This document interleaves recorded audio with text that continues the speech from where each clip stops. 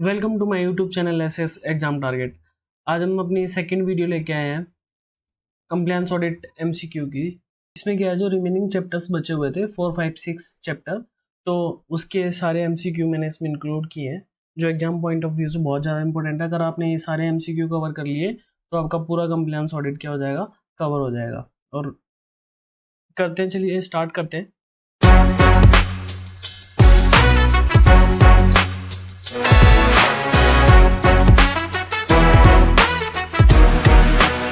Question है, compliance audit has to be planned in manner which ensure that high quality audit is carried out in end। ठीक है, अब देखो क्या है, हाई क्वालिटी ऑडिट कब माना जाता है, जब इकोनॉमिकली हो, एफिशिएंट हो और इफेक्टिव वे में हो, एंड क्या हो, टाइमली मैनर में हो। ठीक है, अगर ये तीनों में ही होता है तब उसको क्या माना जाता है, हाई क्वालिटी ऑडिट माना जाता है। कैसा माना जाता है, हाई क्वालिटी ऑडिट माना जाता है। अब next question, individual compliance audit means audit of. अब देखो कंप्लायंस ऑडिट का क्या मतलब होता है।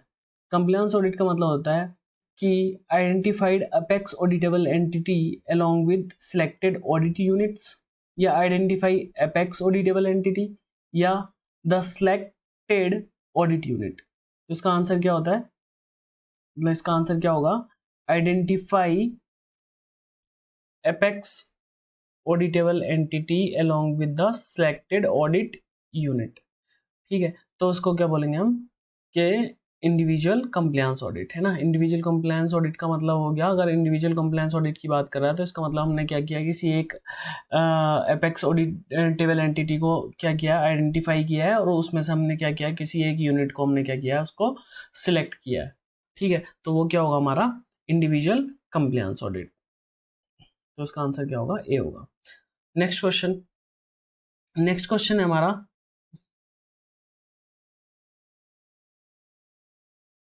हाँ, the scope is the boundary of audit. देखो इसमें आप याद रखना, इसमें क्या होते हैं, 4W, 4W से याद रखना है कि 4W है, 4W वर्ड। 4W वर्ड कौन कौन से हैं, what to audit, who to audit, where to audit and which period to audit. इसमें व्हेन नहीं आता, व्हेन नहीं आता, तो ये क्या है, इसमें नहीं आएगा। सिर्फ क्या आता है, व्हाट टू ऑडिट आता है, who to audit, where to audit and which period to audit. कभी भी अगर स्कोप की बात करेगा कि कंप्लायंस ऑडिट का स्कोप और बाउंड्रीज क्या होती हैं, तो क्या होते हैं, 4W वर्ड होते हैं।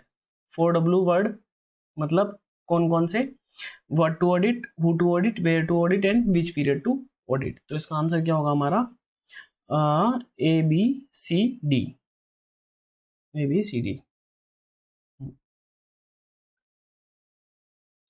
Next question, materiality consist of. Materiality consist of, materiality में क्वांटिटेटिव होता है या क्वालिटेटिव फैक्टर होता है या बोथ। तो इसका आंसर क्या होगा, बोथ होता है।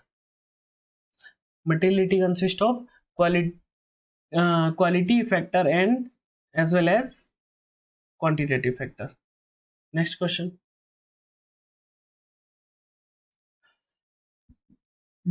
Determining materiality is a matter of. Determining materiality is a matter of, कि मटेरियलिटी अगर आपको डिटरमाइन करनी है तो उसका मतलब क्या होता है, कि भाई मटेरियलिटी डिटरमाइन करने का जो होता है वो होता है प्रोफेशनल जजमेंट। क्या अपने प्रोफेशनल जजमेंट पे होता है ना।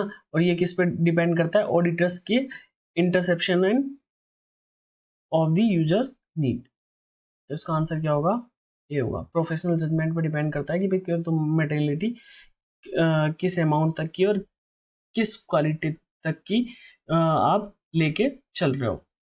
तो criteria benchmark use to evaluate measure the subject matter, इसमें क्या क्या देखते हैं हम, कंसिस्टेंसी एंड रीजनेबली,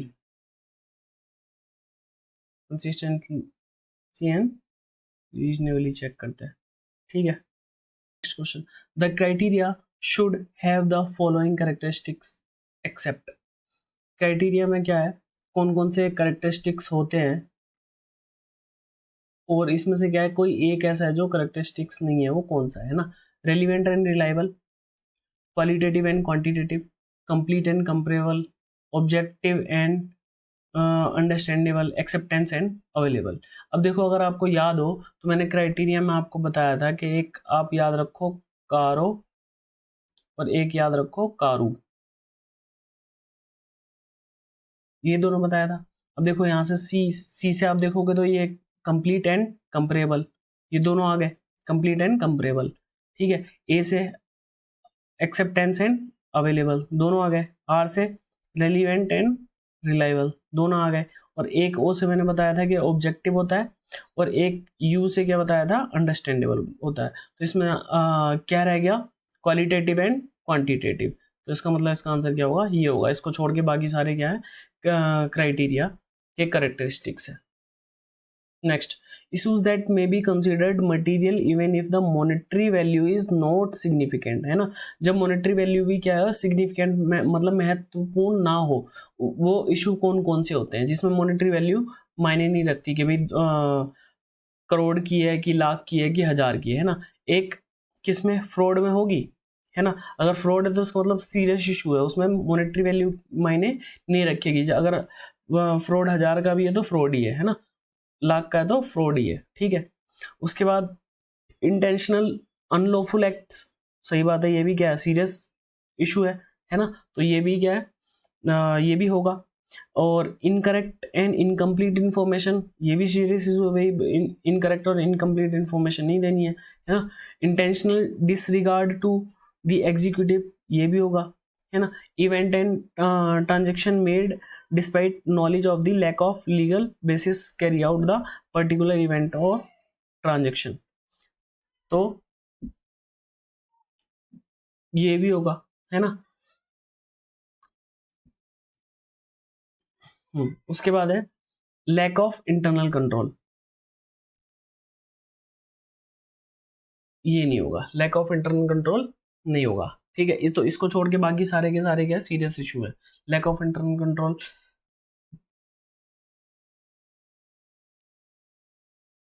ठीक है, लैक ऑफ इंटरनल कंट्रोल है ना, जिसमें मॉनेटरी वैल्यू की सिग्निफिकेंट नहीं होती, तो लैक ऑफ इंटरनल कंट्रोल में इसका कोई वो नहीं है। बाकी सब में क्या है, मॉनेटरी वैल्यू की सिग्निफिकेंट नहीं है। Next question, risk assessment is an essential part of performing a compliance audit due to the inherent limitation of an audit. A compliance audit does not provide insufficient result, a guarantee or absolute assurance that all instances of non-compliance will be detected, unfaithful report, है ना। तो इसका answer क्या होगा, does not provide, क्यों, guaranteed absolute and absolute assurance नहीं देता, है ना। कोई भी ऑडिट क्या है, एब्सोल्यूट एश्योरेंस नहीं देता, क्यों, क्योंकि हम क्या है, कभी भी 100% चेक नहीं करते, है ना। 100% चेक नहीं करते हम, क्या है, मान लो कुछ ना कुछ कमियां रह ही सकती है, जैसे कि हम सैंपलिंग चेक करते हैं, है ना। सारे के सारे डॉक्यूमेंट्स चेक ना करके हम सैंपल चेक करते हैं, हो सकता है कि जो हमने सैंपल लिया है उसमें कुछ गलती ना हो, जो हमसे छूट गया उसमें कुछ गलती हो, तो कभी भी हम क्या है, एब्सोल्यूट एश्योरेंस नहीं देते, ठीक है। तो इसका आंसर क्या होगा, बी। नेक्स्ट,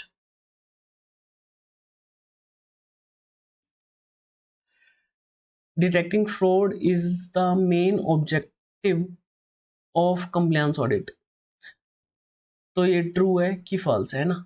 ये ध्यान रखना हमेशा, कभी भी ऑडिट का काम क्या है, फ्रॉड को डिटेक्ट करना नहीं है ना। हमारा काम क्या है, फ्रॉड को डिटेक्ट करना नहीं है कि भाई ये मेन ऑब्जेक्टिव हमारा क्या है कि फ्रॉड ही निकालना है। मेन ऑब्जेक्टिव हमारा कभी भी फ्रॉड निकालने का नहीं होता, ठीक है। हम क्या है, सिर्फ रेड फ्लैग देते हैं कि भाई हाँ हो सकता है इसमें फ्रॉड हो, ठीक है। और उसकी क्या है, फिर आगे जाके वो मतलब कोर्ट वोर्ट में जाके उसका फाइनल डिसीजन कोर्ट का देने का रहेगा कि हाँ भी फ्रॉड है कि नहीं है। हमारा काम क्या था, सिर्फ हमें एविडेंस प्रोवाइड कराना था, हमने एविडेंस प्रोवाइड करा दिया और हमने बता दिया कि यहाँ पे फ्रॉड हो सकता है ना। रेड फ्लैग दे देते हैं हम, कभी भी ये मेन ऑब्जेक्टिव हमारा नहीं रहता कि हमें फ्रॉड निकालना ही निकालना है, ठीक है। As a part of auditors should identify and assess fraud risk and gather sufficient appropriate evidence related to identify fraud risk by performing suitable audit procedure। तो इसका भी आंसर क्या होगा, ट्रू होगा। Next question, after determination of scope of audit, development of audit objective, identification of relevant criteria, measuring the selected subject matter when specifically selected apex auditable, है ना। ये सारा कुछ करने के बाद क्या होता है, देखो अब ऑडिटर को क्या करना पड़ता है, एक कंप्लायंस ऑडिट डिजाइन मैट्रिक्स बनानी पड़ती है, कंप्लायंस ऑडिट डिजाइन मैट्रिक्स बनानी पड़ती है।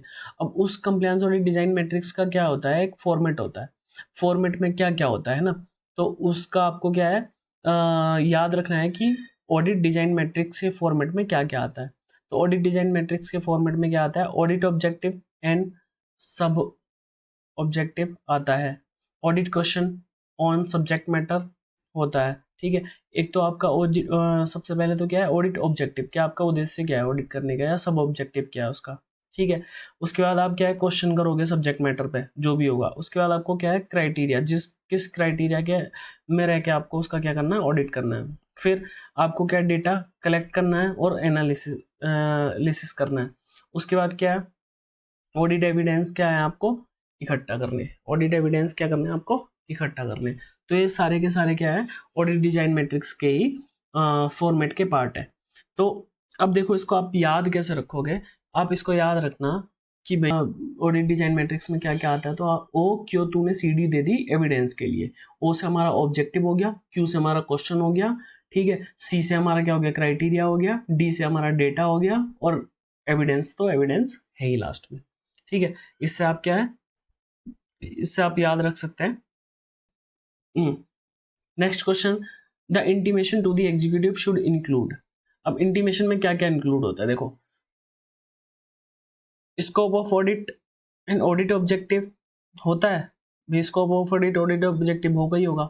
Subject matter that have been selected, subject matter भी हो गई, बिना सब्जेक्ट मैटर के कैसे आप ऑडिट करने जाओगे, है ना। मॉनेटरी वैल्यू, मॉनेटरी वैल्यू पहले ही सिलेक्ट नहीं होती कि मॉनेटरी वैल्यू आप पहले उसको बता दो कि भाई हम एक काम करेंगे, हम सिर्फ भाई 2 करोड़ का ही देखेंगे, ठीक है। तो वो पहले से मॉनेटरी वैल्यू बता देंगे तो उससे कम वाले में घोटाला कर सकते हैं, है ना। तो हम क्या है, मॉनेटरी वैल्यू नहीं होती, तो इस मॉनेटरी वैल्यू, एक तो मॉनेटरी वैल्यू नहीं है, दूसरा क्राइटेरिया, हाँ क्राइटेरिया भी होता ही है, ठीक है, मतलब क्राइटेरिया को बताते ही है। और डिजाइन सैम्पलिंग, हाँ ये भी होता ही है, ठीक है। तो एक मॉनेटरी वैल्यू को छोड़ के बाकी सारे क्या करते हैं हम, सबका इंटीमेशन देते हैं। अब चैप्टर 5 के एमसीक्यू स्टार्ट हो रहे हैं यहाँ से हमारे। सबसे पहला आता है हमारा कंडक्ट ऑफ ऑडिट स्टार्ट्स। अब देखो ऑडिट जो है कब से स्टार्ट हो जाता है, after the finalisation of audit strategy and audit plan, before the finalization of audit strategy and audit plan, and between the finalization of audit strategy and audit plan। तो भाई जाहिर सी बात है, जब हमारा क्या है audit strategy and audit plan final हो जाएगा उसके बाद हमारा क्या है ऑडिट स्टार्ट हो जाता है। तो इसका आंसर क्या होगा, A. Conduct of audit is about, अब ऑडिट कंडक्ट करने का मतलब क्या है, मतलब किसके बारे में, वो gathering evidence, evaluating evidence, forming conclusion and documenting the audit process and communicating with the auditable entities. तो इसका आंसर क्या होगा भाई, ऑल ऑफ द अबव, सारे के सारे ये है ना। एविडेंस को इकट्ठा करना, उनको इवेल्युएट करना है, कंक्लूजन निकालना है, कंक्लूजन निकालने के बाद डॉक्यूमेंट इकट्ठे करने है ना, और उसके बाद क्या है जो भी हमारी ऑडिटेबल एंटिटी है उसको क्या करना है, कम्युनिकेट करना है कि भाई हमने ये तुम्हारे ऑडिट का कंक्लूजन ये निकाला है, ठीक है। तो इसका आंसर क्या होगा, all of the above.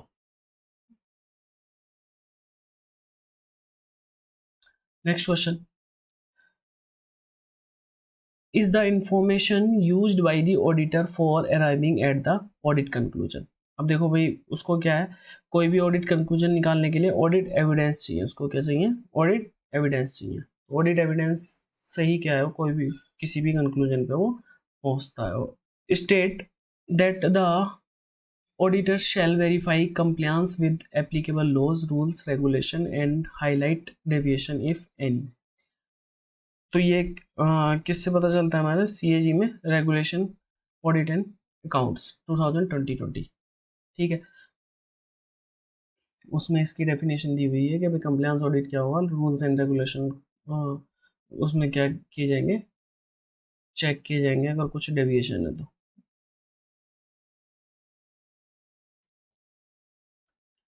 The auditor has to obtain evidence to support, है ना। अब देखो कैसे evidence to support his judgement, ये आप याद रखना, एविडेंस हमेशा, एविडेंस क्या है, हमेशा कैसा होना चाहिए, CRR होना चाहिए। एविडेंस हमेशा कैसा होना चाहिए, CRR होना चाहिए। CRR का मतलब competent, relevant and reasonable, competent, relevant and reasonable, ठीक है। अब इसको और भी कैसे याद रख सकते हो कि एविडेंस कैसे होने चाहिए, एविडेंस कोरे होने चाहिए। कैसे होने चाहिए, कोरे, कोरा कागज नहीं होता, जैसे कोरा कागज बिल्कुल साफ क्लीन चिट, तो इसका मतलब एविडेंस भी कैसे होने चाहिए, साफ क्लीन चिट होने चाहिए। को से हमारा क्या होगा, को से कॉम्पिटेंट एंड आर से क्या हो गया हमारा, आर आर एक आर ई से क्या हो गया हमारा रेलिवेंट, और एक दूसरे आर ई से क्या हो गया हमारा रीजनेबल, ठीक है। दोनों आर ई से आ रहे हैं, तो आप इससे याद, इसको याद रख सकते हो। Next question, the sufficiency and appropriateness of evidence are, sufficiency और अप्रोप्रिएटनेस ऑफ एविडेंस क्या होती है, इंटर रिलेटेड होते हैं। कैसे होते हैं, इंटर रिलेटेड होते हैं। Sufficiency is the measure of the, क्या है, सफिशिएंसी का मतलब है तो क्वालिटी से मतलब है ना। और अप्रोप्रिएट का मतलब है तो किससे होगा, अप्रोप्रिएट का मतलब है तो किससे होगा हमारा, क्वालिटी से होगा। हाँ, appropriateness of is the measure of the, है ना। अप्रोप्रिएटनेस की बात आ गई तो किसकी बात होगी, क्वालिटी की बात होगी। refers to the extent to which evidence has a logical relationship with an importance to issue being addressed। तो इसका मतलब क्या होता है, रेलिवेंस, है ना। रेलिवेंस किसको रेफर करता है, कि भाई जो एविडेंस है वो लॉजिकल और relationship, logical relationship with an importance to the issue of being addressed. Next, refers to the extent to which the evidence is meaningful, reasonable basis for measuring what is being evaluated. In other words, validity refers to the extent to which the evidence represent what it is purported to represent। इसका answer क्या होगा, validity होगा।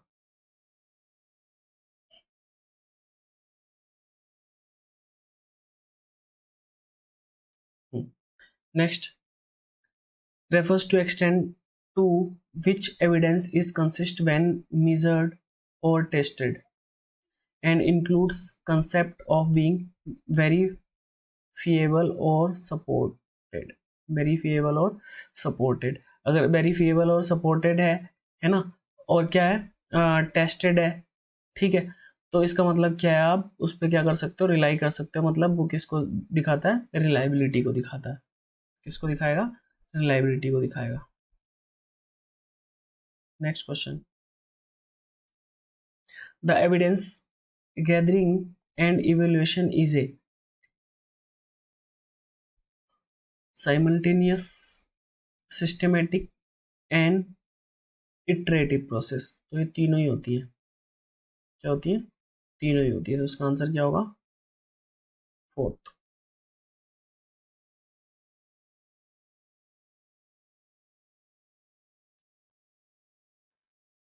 The evidence gathering and evaluation is a simultaneous, systematic and an iterative process and involves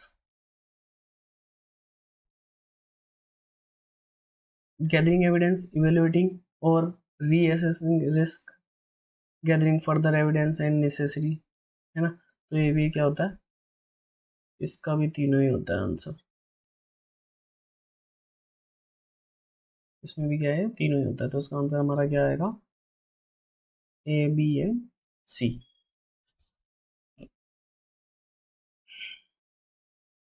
next question, this is the predominant mode of obtaining audit evidence and involves scrutiny। देखो जब ये scrutiny की बात आ जाए कि evidence की scrutiny की बात आ जाए, एविडेंस स्क्रूटनी की बात आ जाए, तो इसका मतलब डॉक्यूमेंट स्क्रूटनी की बात कर रहा है वो, है ना। तो डॉक्यूमेंट स्क्रूटनी ये क्या होती है, document scrutiny, this is the pre dominant mode of obtaining audit evidence and involves scrutiny of wide variety of documents।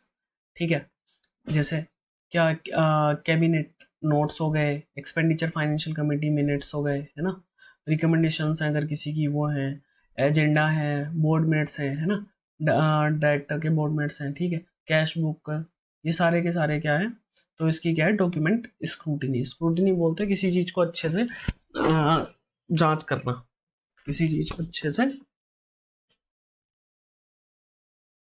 Scrutiny बोलते हैं किसी चीज़ की अच्छे से जांच करना। Next question, this involves inspection of physical assets. ठीक है, अब देखो फिजिकल एसेट्स का अगर इंस्पेक्शन करना है तो ये फिजिकल इंस्पेक्शन कहलाता है या साइट विजिट कहलाता है, क्या कहलाता है, फिजिकल इंस्पेक्शन या साइट विजिट कहलाता है। Next question, involves looking at the process or procedure being performed. In performing compliance audit, this may include looking at the transaction how transactions are processed in real time by staff of auditable entity। ठीक है, तो ये किस होता है, observation. तो observation में ये सारी चीजें इन्वॉल्व होती हैं। This involves seeking information from relevant person within the auditable entity। अगर देखो भाई with in the auditable entity की बात करें कि भाई with in the auditable entity, है ना, मतलब एंटिटी के अंदर ही, तो हम क्या करेंगे, क्वेश्चनर करते हैं, मतलब क्वेश्चन करके हम कोई भी इंफॉर्मेशन निकालते हैं। तो क्वेश्चनर में आता है कि questionnaire this involves seeking information from relevant person, है ना, within the auditable entity through issue a formal questionnaire to elicit further information and gather relevant audit evidence. तो इसका क्या आंसर होगा, क्वेश्चनर। नेक्स्ट,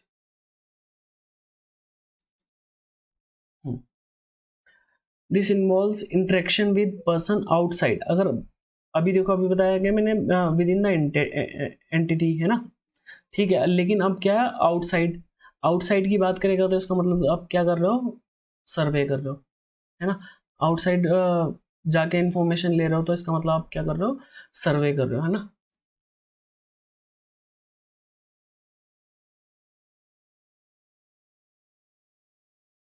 हाँ, next question, is the type inquiry and involves obtaining independently the auditable entity reply from the third party।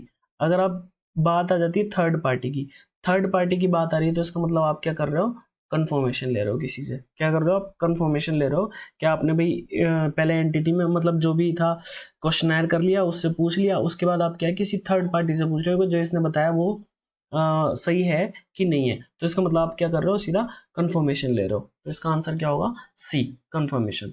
अब याद रखना, देखो keyword हमेशा याद रखने चाहिए, अगर थर्ड पार्टी की बात आ रही है तो इसका मतलब कंफर्मेशन की बात चल रही है, ठीक है। अगर आउटसाइड पर्सन की बात आ रही है, कि आउटसाइड पर्सन है, तो इसका मतलब किसकी बात चल रही है, सर्वे की बात चल रही है। और विद इन ऑडिटेबल एंटिटी की बात है तो इसका मतलब किसकी बात चल रही है, क्वेश्चनर की बात चल रही है, ठीक है। तो कीवर्ड आप हमेशा याद रखना। Next, involves independently carrying out the same procedure which have already been performed by the auditable entity। This can carried out either manually or by computer assisted audit technique. तो ये क्या होता है, री परफॉर्मेंस की बात चल रही है ना। अब देखो इसमें क्या है, कैरिड आउट हमने ऑलरेडी कर रखा है ना, और उसको सेम प्रोसेस को हम क्या कर रहे हैं, दोबारा से कर रहे हैं। तो ये क्या हो गया, री परफॉर्मेंस हो गया। क्या हो गया इसका, री परफॉर्मेंस हो गया।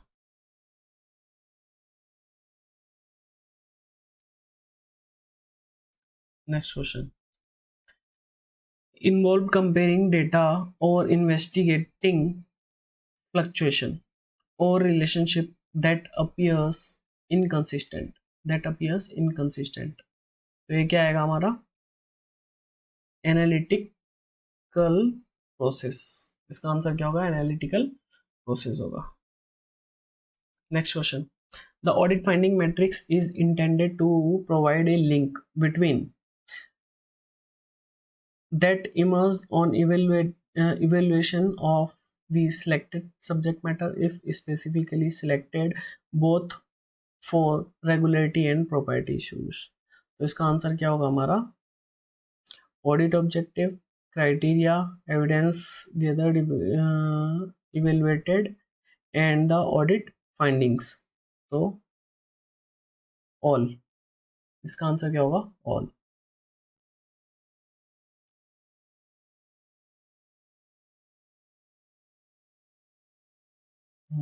Next question, audit finding matrix includes. अब देखो हमने पहले ऑडिट डिजाइन मैट्रिक्स देखा था, यहाँ पे हम क्या देखेंगे, ऑडिट फाइंडिंग मैट्रिक्स देखेंगे। तो ऑडिट फाइंडिंग मैट्रिक्स में क्या होता है हमारा, क्या क्या होता है ना, ठीक है। ऑडिट ऑब्जेक्टिव, तो ये ध्यान रखना, audit objective audit design matrix में भी होता है और फाइंडिंग मैट्रिक्स में भी होता है। ऑडिट क्वेश्चन डिजाइन मैट्रिक्स में भी होता है और फाइंडिंग मैट्रिक्स में भी होता है। क्राइटेरिया डिजाइन मैट्रिक्स में भी होता है और फाइंडिंग मैट्रिक्स में भी होता है। उसके बाद जो है आपका जाओ ऑडिट एविडेंस। ऑडिट एविडेंस हमारा किस में था, डिजाइन मैट्रिक्स में भी था और किसमें, फाइंडिंग मैट्रिक्स में भी आएगा। और इसमें जो एक एक्स्ट्रा होता है वो क्या होता है, कंक्लूजन। फाइंडिंग मैट्रिक्स में क्या है, कंक्लूजन ऐड हो जाता है, लेकिन data collection and analysis finding matrix में नहीं होता। ये किस में होता है, हमारा डिजाइन मैट्रिक्स में होता है। तो आप ये चीज याद रखना कि भाई ऑडिट फाइंडिंग मैट्रिक्स में क्या डिफरेंस है और ऑडिट डिजाइन मैट्रिक्स में क्या डिफरेंस है।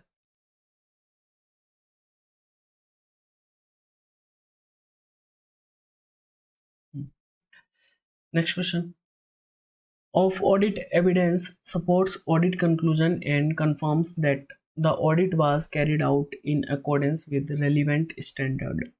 तो इसका आंसर क्या होगा कि भाई डॉक्यूमेंटेशन है ना। हम्म, तो क्या है, डॉक्यूमेंटेशन ऑफ ऑडिट एविडेंस क्या करता है, सपोर्ट करता है आपके ऑडिट कंक्लूजन को। Next, documentation should take place the entire audit process. Documentation आप हमेशा याद रखना कि डॉक्यूमेंटेशन जो है पूरी प्रोसेस के दौरान है ना, through out the process, through out the process क्या, पूरी एंटायर प्रोसेस के दौरान होना चाहिए है ना। डॉक्यूमेंटेशन हर टाइम पे डॉक्यूमेंटेशन होना चाहिए, एंट्री से लेके एग्जिट तक है ना, एंट्री से लेके एग्जिट तक क्या है आपका, डॉक्यूमेंटेशन होना चाहिए। Next, documentation in compliance audit should comprise audit file और वर्किंग पेपर्स, दोनों ही होती है ना। ऑडिट फाइल और वर्किंग पेपर्स दोनों ही होते हैं। अब ऑडिट फाइल और वर्किंग पेपर्स किसको बोलेंगे ना, ऑडिट फाइल क्या होती है, फॉर ईच कंप्लायंस ऑडिट में include documentation relating to the audit strategy, scope, methodology, sample selection. मतलब सारी ऑडिट की जानकारी जितनी भी दुनिया भर की है ना, उसका कंक्लूजन से लेके, मतलब स्टार्टिंग से लेके कंक्लूजन तक की, वो किस में होती है, हमारी ऑडिट फाइल में होती है। किस में होती है, ऑडिट फाइल में होती है। और नेक्स्ट, नेक्स्ट, और क्या होता है, जो compliance audit comprise of all document collected during the field audit process. जो भी हमारे डॉक्यूमेंट क्या है, फील्ड ऑडिट के दौरान कलेक्ट किए जाते हैं, वो किस में होते हैं, हमारे वर्किंग पेपर्स में होते हैं। किस में होते हैं, वर्किंग पेपर्स में होता है। Next question, broad characteristic of working papers are. अब देखो ये सारे के सारे क्या हैं, इसके कैरेक्टरिस्टिक्स हैं, तो मैंने इसको ऑप्शन में तो करके नहीं लिखा, सारे के सारे यहाँ पे लिख दिए जो आपको याद करने हैं। ठीक है, क्या है working papers? Completeness and accuracy, ये होनी चाहिए वर्किंग पेपर्स की। क्लैरिटी एंड कंसाइजनेस, ठीक है। लीगलिटी एंड नीटनेस, ठीक है। Relevance, ease of reference, ease of review, ठीक है। कंप्लीट ऑडिट ट्रायल एनालिसिस और documentation of significant audit findings. सारे के सारे क्या है, ये वर्किंग पेपर्स के कैरेक्टरिस्टिक्स हैं। नेक्स्ट, अब देखो एक एक करके इसमें काफ़ी कुछ आएंगे, तो ये आपको ध्यान से पढ़ने हैं। Which characteristics of working paper facilitates understanding the entire audit process, understanding the entire audit process without need for any supplementary examination. तो ये क्या है? Clarity and conciseness. इसका आंसर क्या होगा? Clarity and conciseness. Next question, which characteristics of working papers applies particularly to photocopies, particularly to photocopies। अब देखो ये फोटोकॉपी कर रहे हो तो वो कैसी होनी चाहिए? लिजिबिलिटी एंड नीटनेस, मतलब आप उसको लिजिबिलिटी क्या बोलते हैं? पढ़ने लायक हो, और क्या हो? क्लीन हो। नीटनेस मतलब क्लीन हो। Next, which characteristics of working paper provide support to audit conclusion, provide support to audit conclusion? तो कंप्लीटनेस एंड एक्यूरेसी, ठीक है। यही क्या है कंक्लूजन को? अब वही कंक्लूजन तभी तो दे सकते हो जब आपके पास एविडेंस या वर्किंग पेपर्स क्या हो? पूरे कंप्लीट हो और उनकी क्या हो? एक्यूरेसी हो। Which characteristics of working paper states that working paper should be restricted to matter, है ना, which are important, pertinent and useful for the intended purpose. तो इसका आंसर क्या होगा? रेलिवेंस। रेस्ट्रिक्टेड टू मैटर मतलब क्या है? जिस मैटर से रिलेटेड है, ठीक है, उसी से, उसी जो भी मैटर हम कर रहे हैं, मतलब देख रहे हैं, उसी से रिलेटेड है, तो वो क्या होगा? हमारा रेलिवेंस होगा। Which characteristics of working paper states that working paper may be organized in volume in manner that facilitates easy reference। easy reference की बात है तो मतलब ease of reference की बात चल रही है, ease of reference की बात चल रही है। Next question,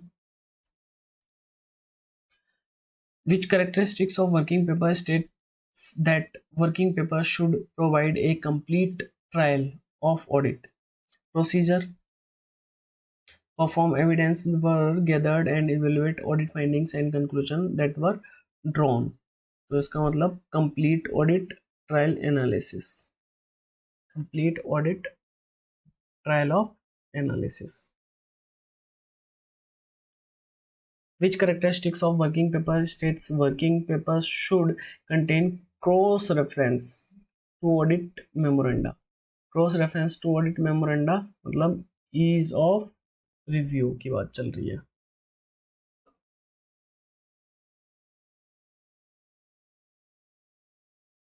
next, in which meeting the audit team should explain the purpose, objective of audit, timeliness and cooperation expected from the head of the audit unit।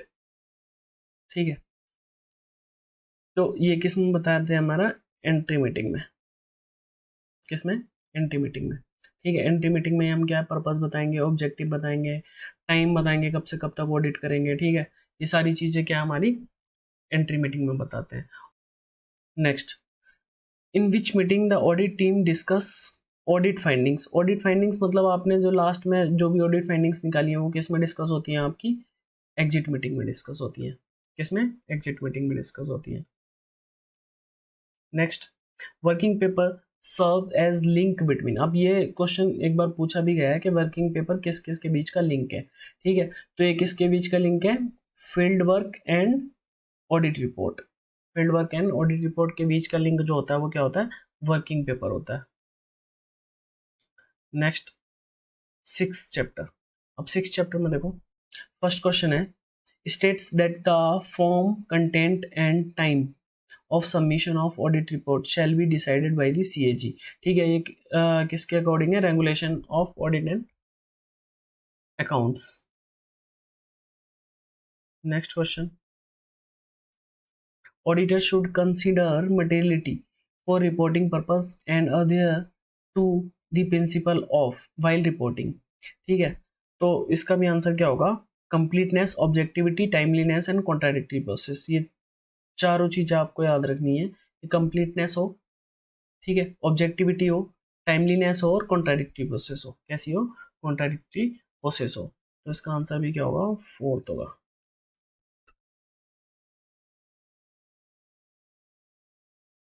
Next question, the principle of requires the auditor to consider all relevant evidence before issuing a report। तो भाई जितने भी evidence क्या है, completeness होनी चाहिए ना। ठीक है, कैसी होनी चाहिए, कंप्लीटनेस होनी चाहिए। Next question, the principle of implies preparing the report in due time. Due time का मतलब है तो क्या है, बात चल रही है टाइमलीनेस की, चल रही है, किसकी बात चल रही है, टाइमलीनेस की चल रही है। Next question, the principle of implies checking the accuracy of fact with the apex auditable entity. ठीक है, अगर इसकी बात चल रही है तो इसका मतलब आप क्या कर रहे हो, कॉन्ट्राडिक्टरी प्रोसेस यूज कर रहे हो, है ना, कॉन्ट्राडिक्टरी प्रोसेस को ध्यान में रखते हुए कर रहे हो।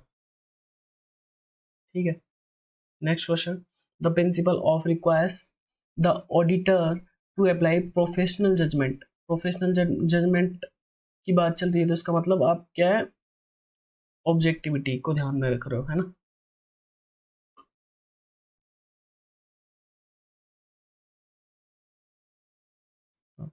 Auditors shall present the result of compliance audit in the following reports। अब देखो, ऑडिटर जो है अपने जो रिपोर्ट है, ठीक है, जो रिजल्ट है वो किस रिपोर्ट में प्रस्तुत करता है ना, मतलब देता है इंस्पेक्शन रिपोर्ट में, हाँ इंस्पेक्शन रिपोर्ट में भी अपनी अपने रिजल्ट को देता है वो, और डिपार्टमेंटल एप्रिसिएशन नोट में भी देता है और कंप्लायंस ऑडिट रिपोर्ट में भी देता है, तीनों में देता है ना। ठीक है, IR इंस्पेक्शन रिपोर्ट, एक इसको बोलते हैं DAN, DAN है ना, DAN में देता है और कंप्लायंस ऑडिट रिपोर्ट में देता है। ठीक है, कंप्लायंस ऑडिट रिपोर्ट तीनों में ही देता है। ठीक है, अब देखो इसमें इसमें थोड़ा सा डिफरेंस है। अब इसको आपको समझाने के लिए बता देता हूँ। देखो IR क्या होता है, IR होता है जब हम ऑडिट करने के लिए गए और हमने क्या किया, उसको वहाँ से हमने जो भी फाइंडिंग्स हमारी निकली, जो भी हमारे पॉइंट्स निकले, हमने लिखे, पैरा बना के हम उसको क्या कर देते, लिख के इशू कर देते, तो वो हमारा क्या हो गया, IR हो गया। अब उसी में अगर कुछ मान लो मेजर फाइंडिंग्स है ना, मेजर फाइंडिंग्स है, वो हमारी क्या है, हम उसको उस पर क्या करते हैं, DP वगैरह लिखते हैं ना, DP वगैरह लिखते हैं, वो किस में जाता है हमारा, किसमें, पार्लियामेंट में जाएगा। ठीक है, तो वो हमारी बन जाती है कंप्लायंस ऑडिट रिपोर्ट। क्या बन जाती है, कंप्लायंस ऑडिट रिपोर्ट बन जाती है। ठीक है, तो वो क्या पब्लिक एट लार्ज को जाती है, तो वो कंप्लायंस ऑडिट रिपोर्ट हो गई। ठीक है, और DAN क्या होता है, जो अब क्या है, जैसे एक मान लो एक कंपनी है पूरी, ठीक है, अब इसके हमने एक यूनिट ये थी, एक यूनिट ये थी, एक यूनिट ये थी, एक यूनिट ये थी, इसका भी ऑडिट करने गए, इसका भी ऑडिट करने गए, इसका भी गए, इसका भी गए, अलग अलग। ठीक है, एक पार्टी इसका ऑडिट करने गई, एक इसका, एक इसका, एक इसका। अब इन्होंने क्या पूरा मिलके एक लार्ज एंटिटी को, मतलब लार्ज एंटिटी क्या हो गई हमारी, ये वाली हो गई एपेक्स एंटिटी, सॉरी क्या हो गई, एपेक्स एंटिटी। अब हमने इसका सारे का इस इन सब का कंक्लूजन निकाल के हमने एक रिपोर्ट दी। ठीक है, इसको हम क्या बोलते हैं, डिपार्टमेंटल एप्रिसिएशन नोट। इसमें हम इसकी अच्छी चीज़ें भी बताते हैं और इसकी जो भी कमियां हैं वो भी इसको बताते हैं। तो ये होता है डिपार्टमेंटल एप्रिसिएशन नोट। और ये जो किया है हमने, ये हमारा क्या होगा, IR होगा, ये हमारा क्या होगा, IR होगा, अलग अलग। ये एक यूनिट का IR, ये दूसरी यूनिट का IR, ये तीसरी यूनिट का IR है ना, और ये हमारा क्या होगा, चौथी यूनिट का IR। और जब हम इन सबको एक साथ मिला के हम देख के, और फिर क्या है इसकी अच्छी चीज़ें और बुरी चीज़ें दोनों मिला के हम क्या बताते हैं, तो इस रिपोर्ट को हम बोलते हैं departmental appreciation report. Departmental appreciation report, sorry DAR होगा ना, एप्रिसिएशन नोट, और रिपोर्ट शायद नोट भी बोल देते हैं शायद से, मुझे जहाँ तक याद आ रहा है। ठीक है। नेक्स्ट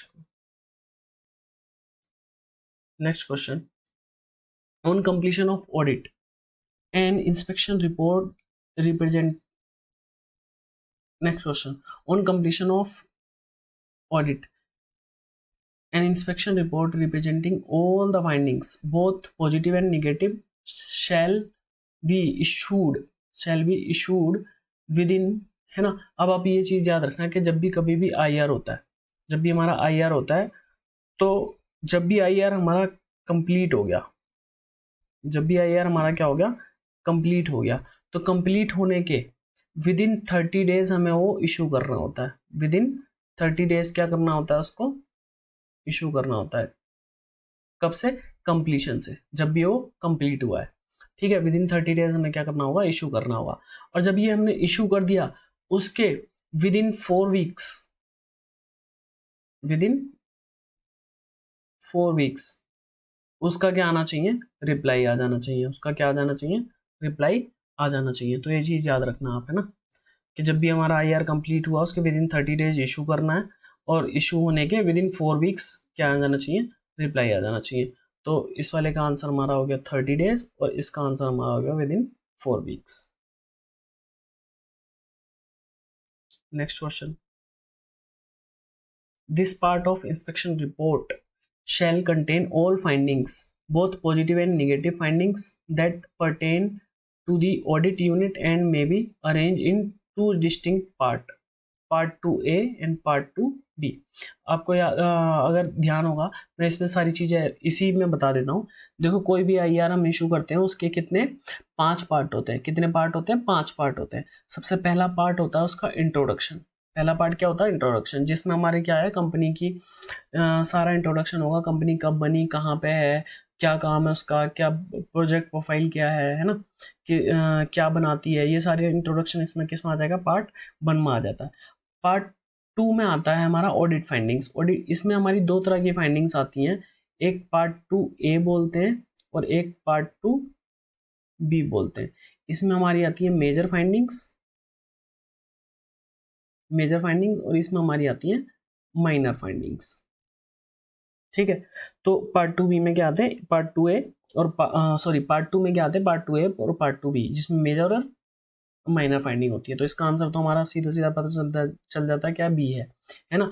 अब थर्ड में क्या होता है, जो हमारे आउटस्टैंडिंग कोई ऑब्जर्वेशन हमारी पहले की है, रिपोर्ट हमारी कोई है ना, मान लो हमने उसका ऑडिट पहले भी किया था, उसमें ही हमारा कोई पॉइंट ऐसा है जो अभी आउटस्टैंडिंग चल रहा है, जो सोल्व नहीं हुआ, तो वो हम किस में देते हैं, हम part 3 में देते हैं। उसकी डिटेल हम किस में देते हैं, part 3 में देते हैं। इसको बोलते हैं follow up of finding outstanding from previous report. उसके बाद अब उस कंपनी या यूनिट या जिसका भी आप ऑडिट करने जा रहे हो, उसकी कोई बेस्ट प्रैक्टिसेस है ना, मतलब कोई वो अच्छा काम कर रही है, जो कुछ ऐसी चीज़ है जो यूज कर रही है और वो क्या है, फ़ायदेमंद है ना, तो उसको भी हम किस में, उसकी बेस्ट प्रैक्टिसेस में डालते हैं। जैसे मान लो कोई ऐप यूज कर रही है ना, और वो उससे क्या है, कंपनी का काम क्या हो गया, इजी हो गया, अच्छा हो गया। ठीक है, तो हम उसको किस में, बेस्ट प्रैक्टिसेस में डाल सकते हैं। उसके बाद आ जाता है हमारा एक्नॉलेजमेंट। एक्नॉलेजमेंट में हमारा वही लास्ट पार्ट हमारा एक्नॉलेजमेंट आ जाता है, जिसमें हम बताते हैं कि भाई उसने हमारे साथ क्या है, ऑडिट एविडेंस देने में, ये सब चीज़ें करने में सहयोग किया, ऐसा किया वैसा किया ना, तो ये सारा एक्नॉलेजमेंट किस में आ जाता है, हमारा part 5 में आ जाता है। ठीक है, तो देखो एनी गुड प्रैक्टिसेस बताओ किस में आएगा, एनी गुड प्रैक्टिसेस किस में आ जाएगा हमारा, भाई सीधा सीधा आंसर है, बेस्ट प्रैक्टिसेस में आ जाएगा। गुड प्रैक्टिस कोई भी चल रही है तो किस में आएगी, बेस्ट प्रैक्टिसेस में आ जाएगी। उसके बाद दिस पार्ट में indicate the progress settlement of audit findings, किस में आता है, settlement of audit findings outstanding वाला किस में आएगा, 3 में आएगा, पार्ट 3 में आएगा। और दिस पार्ट में commences with overview, audit unit में provides functional, geographical jurisdiction, budget, financial performance, ठीक है, और क्या, पर्सपेक्टिव, रिलेटिव सिग्निफिकेंस, ठीक है, हायरार्की, डिपार्टमेंटल ऑर्गेनाइजेशन गोल्स, ये सारा हमारा किस में इंट्रोडक्शन में आ जाता है, किस में आ जाता है, हमारा इंट्रोडक्शन में आ जाता है। नेक्स्ट क्वेश्चन, दिस पार्ट में contains the acknowledgement of the extent of audit unit cooperation in all matters, है ना, cooperation in all matters including production records called for audit, है ना, जो भी रिकॉर्ड्स वगैरह मंगाए हो तो हमारा किस में आ जाता है, एक्नॉलेजमेंट में आ जाता है। ठीक है, इसको बार बार एक्सप्लेन करने का कोई पॉइंट नहीं बनता।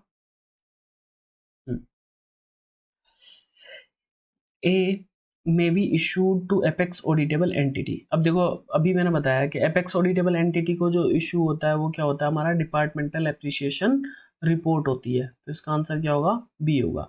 एपेक्स ऑडिटेबल एंटिटी को हम कुछ इशू कर रहे हैं तो वो क्या, हमारा डिपार्टमेंटल एप्रिसिएशन नोट है ना, या रिपोर्ट है, ठीक है। और जो यूनिट वगैरह को इशू करते हैं वो इंस्पेक्शन रिपोर्ट होती है। और जो हमारी पब्लिक एट लार्ज पे होती है वो हमारी क्या होती है, कंप्लायंस ऑडिट रिपोर्ट होती है। Next, the presentation last phase of reporting, last phase of reporting की बात कर रहे हैं, जो significant findings which the intention legislature other intention public at large, ठीक है। तो वो हमारी क्या होगी, कंप्लायंस ऑडिट रिपोर्ट होगी। क्या होगी हमारी, कंप्लायंस ऑडिट रिपोर्ट होगी। तो इसी के साथ हमारी कंप्लायंस ऑडिट की जो है एमसीक्यू हमारे यहीं पे फिनिश हो जाते हैं। लेकिन एक बार मैं क्या है, थोड़ा सा कंप्लायंस ऑडिट के बारे में थोड़ा बताना चाहता हूँ। एक एक बार ओवरव्यू ले लेते हैं। देखो कंप्लायंस ऑडिट में होता क्या है, कंप्लायंस ऑडिट में सबसे मेन चीज़ है, हम रूल्स एंड रेगुलेशन देखते हैं। क्या देखते हैं, रूल्स एंड रेगुलेशन देखते हैं कि भाई कोई भी एंटिटी इसको फॉलो कर रही है कि नहीं कर रही है। अब रूल्स एंड रेगुलेशन देखने के लिए सबसे पहले देखो क्या होता है, इसकी पूरी प्रोसेस समझते हैं। सबसे पहले क्या है, कोई भी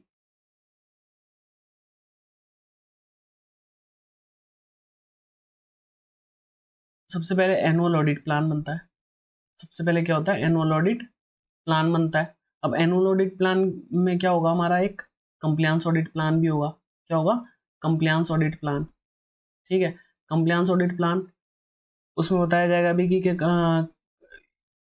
किस पार्टी को किस यूनिट का ऑडिट करना है, ठीक है। कंप्लायंस ऑडिट प्लान हो गया। अब जो भी उसका टाइम पीरियड होगा ऑडिट का, उससे पहले क्या करते हैं, हम एक कंपनी को क्या करते हैं, कम्युनिकेट करते हैं। क्या करते हैं, कम्युनिकेट करते हैं, कम्युनिकेट, सॉरी, हम क्या करते हैं, कंपनी को कम्युनिकेट करते हैं। किसके थ्रू, बोलते हैं इसको इंगेजमेंट लेटर। क्या बोलते हैं, इंगेजमेंट लेटर। इंगेजमेंट लेटर के थ्रू हम कंपनी को बताते हैं कि भाई ये पार्टी हमारी आ रही है ऑडिट के लिए, और इस पीरियड से इस पीरियड तक क्या करेगी, ऑडिट करेगी, ठीक है। और तब तक आप क्या है, अपने जो भी डॉक्यूमेंट्स वगैरह हो सारे रेडी रखना। उसके बाद हमारी क्या है, जो भी हमारी ऑडिट पार्टी है, उसके बाद हमारी क्या है, जो भी ऑडिट पार्टी हमारी कहाँ जाती है, ऑडिट के लिए। हाँ, अब इंगेजमेंट लेटर दे दिया हमने। इंगेजमेंट लेटर के बाद जो भी हमारी ऑडिट पार्टी है, जो भी क्या होगी, ऑडिट पार्टी होगी, ऑडिट पार्टी, वो यूनिट, जहाँ पे भी यूनिट होगी वहाँ पे जाएगी। वहाँ पे जब भी जाती है तो वो सबसे पहले हमारी क्या होती है, एंट्री मीटिंग होती है। क्या होती है, एंट्री मीटिंग होती है। और एंट्री मीटिंग में हम क्या सारी चीज़ें डिस्कस करते हैं, क्या हमारा क्राइटेरिया है, क्या हमारा पीरियड है, हम क्या चीज़ इसमें देखेंगे, है ना, वो सारी चीज़ें हम किस में, एंट्री मीटिंग में डिसाइड करते हैं। एंट्री मीटिंग में डिसाइड करने के बाद उसके बाद जो हमारी ऑडिट पार्टी है वो क्या करती है, ऑडिट रिक्विजिशन इशू करती है। ऑडिट रिक्विजिशन, ऑडिट रिक्विजिशन का मतलब कि भाई हमें ये चीज़ें दिखाओ, ये चीज़ें दिखाओ, ये चीज़ें दिखाओ। ये सब चीज़ें देखने के बाद जो ऑडिट रिक्विजिशन, मान लो उसने कुछ फाइल्स मंगा ली उनकी, है ना, या कुछ और चीज़ें हैं जो भी देखने के लिए थी, वो ऑडिट पार्टी ने मंगा ली। तो और ये मंगाने के बाद अब उसमें से क्या है, कुछ वो पॉइंट निकालती है जिसको हम बोलते हैं ऑडिट इंक्वायरी। ऑडिट इंक्वायरी, तो वो क्या है, ऑडिट इंक्वायरी, जिसको जो भी उसको लगता है कि भाई हाँ इसमें कमी है, इसमें कमी है, तो उस पर वो ऑडिट इंक्वायरी बनाते हैं। ऑडिट इंक्वायरी बनाने के बाद जो भी यूनिट का हेड वेड होगा, उससे क्या है, उसका कंफर्मेशन लेंगे कि हाँ भाई ये गलती है, ठीक है। और उसके बाद कंफर्मेशन लेने के बाद में क्या होगा, कंफर्मेशन लेंगे कि हाँ भाई ये गलती है। इस ऑडिट इंक्वायरी को हम किस में, पैरा में क्या कर देते हैं, कन्वर्ट कर देते हैं। अब पैरा हमारे, हमने बताया कि पैरा हमारे किस में आते हैं, पैरा हमारे पार्ट 2 में आते हैं, पार्ट 2 A में और पार्ट 2 B में, ठीक है। मेजर फाइंडिंग्स अगर कुछ है तो पार्ट 2 A में आएगी, अगर माइनर फाइंडिंग है तो हमारी किस में आ जाती है, पार्ट 2 B में आ जाती है, ठीक है। उसके बाद हम्म, उसके बाद ये जो पार्ट 2 A का जो होता है, ये मेजर फाइंडिंग्स का होता है ना, किसका होता है, मेजर फाइंडिंग्स का।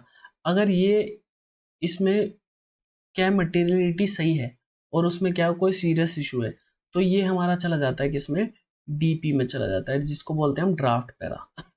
किस में चला जाता है हमारा, DP में चला जाता है, ड्राफ्ट पैरा। यही बाद में जाके किस में कन्वर्ट होता है हमारा, कंप्लायंस ऑडिट रिपोर्ट, मतलब जो पार्लियामेंट में, ठीक है, या लेजिस्लेटिव असेंबली में क्या करते हैं हम, पेश करते हैं, ठीक है। वही हमारी क्या हो जाती है, कंप्लायंस ऑडिट रिपोर्ट हो जाती है।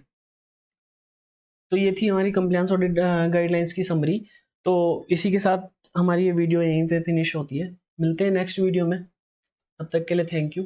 अगर वीडियो अच्छी लगी हो तो प्लीज़ वीडियो को लाइक कीजिए, चैनल को सब्सक्राइब कीजिए और कमेंट कीजिए। Thank you very much.